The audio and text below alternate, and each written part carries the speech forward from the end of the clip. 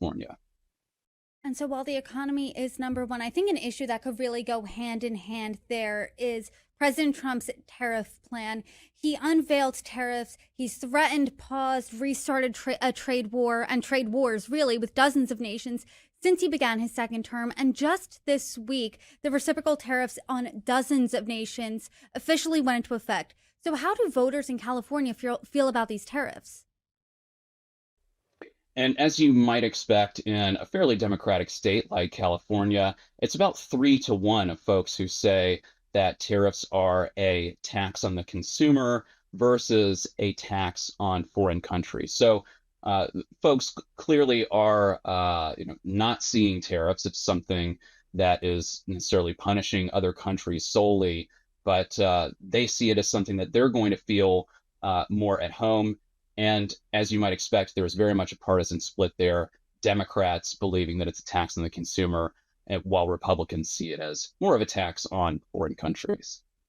And you mentioned that in California, immigration is also one of the top issues. And earlier this summer, back in June, protests broke out in the LA area over workplace raids by ICE, and this sparked national demonstrations. But in response to these protests in LA and really against Governor Newsom's wishes, President Trump deployed the National Guard to California. And Newsom called the move a quote, illegal militarization of Los Angeles, and he subsequently sued the Trump administration. How do voters in California then feel about President Trump's immigration policies? And, not to speak of, the Trump administration's overall immigration policies, but folks in California do not overall think that the mass deportations, are a good thing. 60% say that they are a bad thing. That's about equal with when we asked that question in April, so we don't see much of a change there.